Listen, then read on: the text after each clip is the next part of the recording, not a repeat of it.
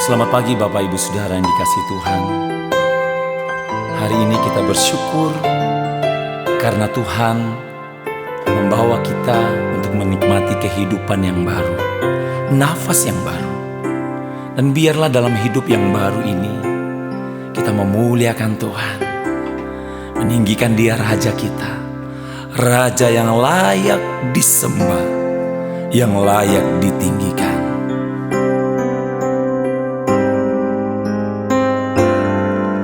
Jiwaku merindukanmu, ya Allah yang hidup. Jiwaku haus kepadamu, ya Allah yang hidup. Bersyukur kepadamu, sumber pengharapanku, penolongku dan Allahku.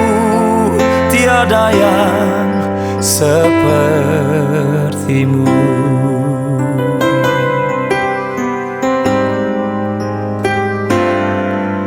Jiwaku merindukanmu,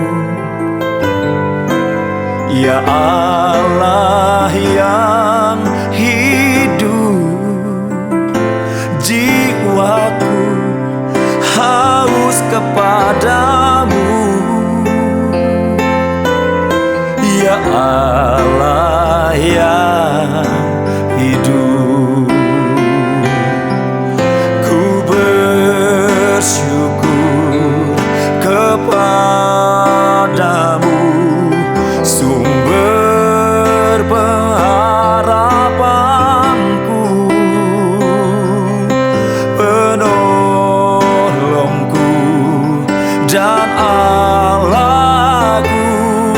Tiada yang sepertimu.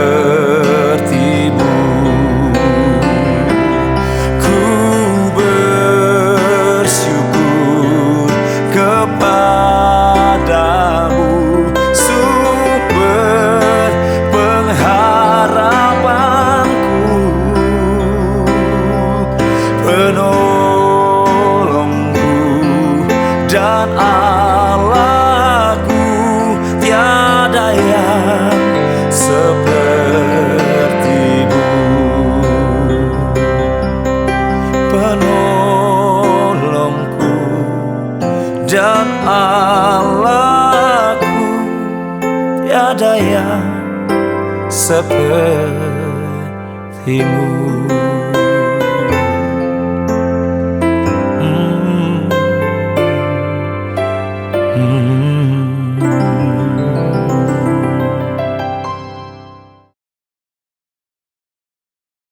Selamat pagi Bapak Ibu Saudara kasih Tuhan. Kembali lagi pagi ini kita sama-sama belajar untuk merenungkan kebenaran firman Tuhan.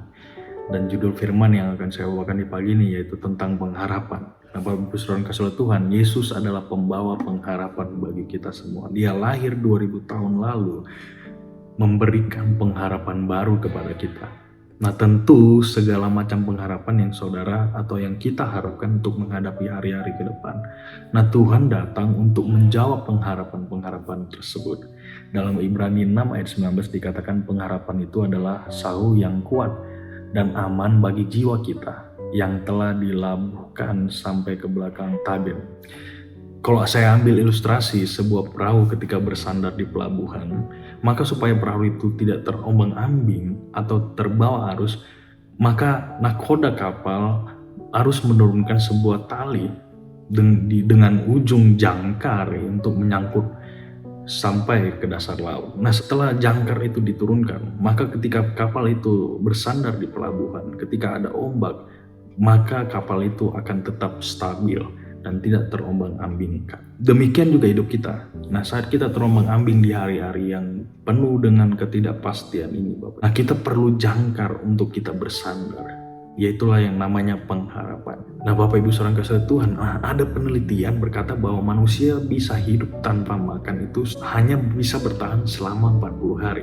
Nah, manusia dapat bertahan hidup tanpa air minum itu bisa bertahan sampai 3 hari. Nah, seorang manusia dapat bertahan tanpa oksigen itu selama 12 menit.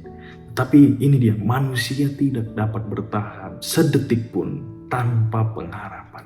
Nah, jadi kalau kita masih punya pengharapan, masih ada kesembuhan, masih ada pengharapan buat keluarga kita supaya keluarga kita dipulihkan, masih ada pengharapan buat usaha kita bisa ditolong, masih ada pengharapan Tuhan dapat menolong kita untuk menjalani kehidupan ini.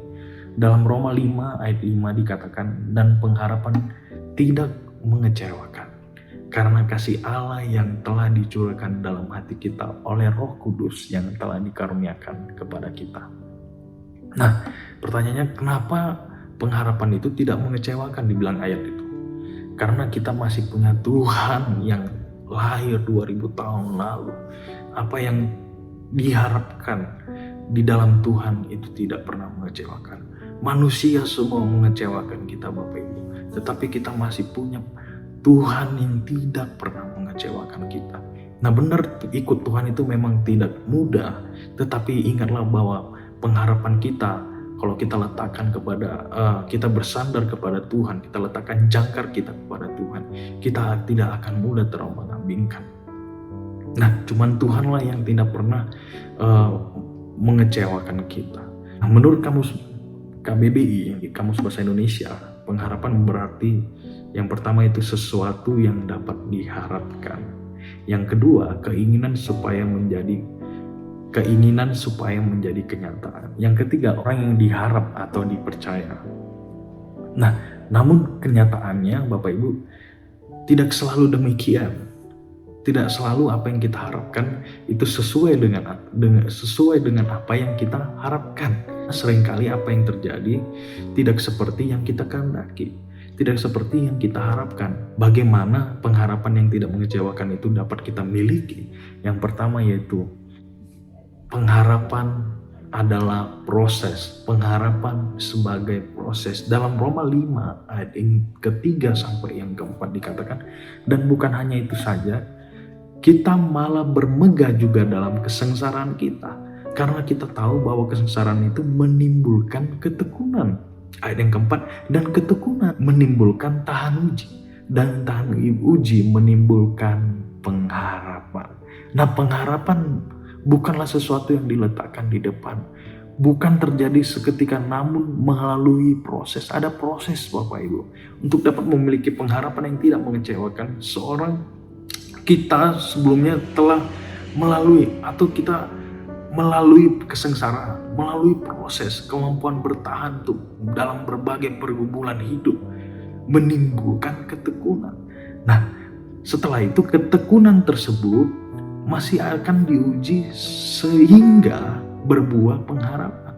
Nah, ketekunan akan diuji sampai atau sehingga kita berbuah pengharapan. Nah, kenapa pada kenyataannya banyak orang kecewa akan pengharapannya?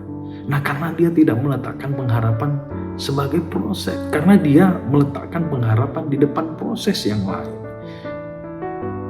Makanya orang banyak kecewa. Karena dia meletakkan pengharapannya di depan proses yang lain. Bagaimana pengharapan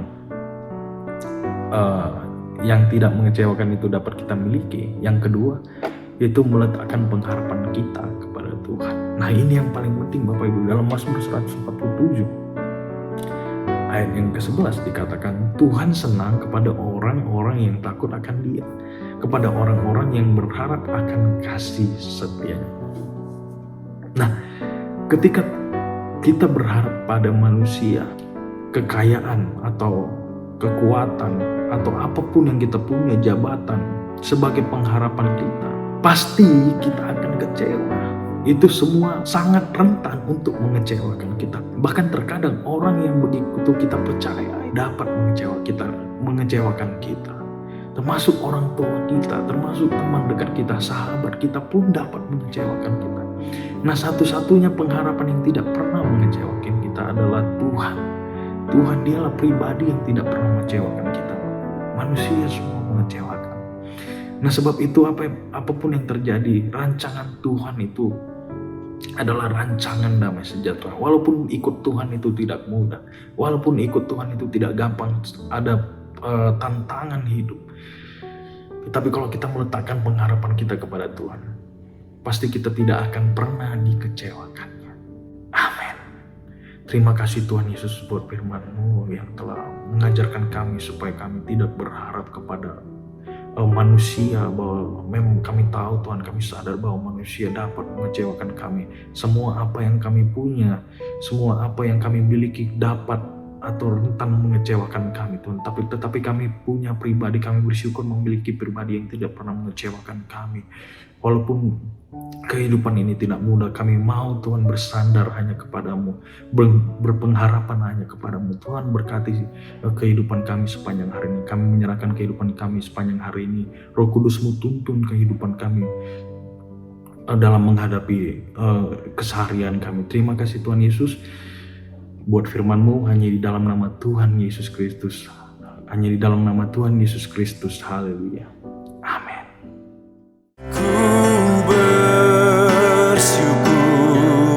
Kepadamu sumber pengharapanku, penolongku dan Allahku, tiada yang seperti-Mu. Penolongku dan Allahku, tiada yang seperti-Mu.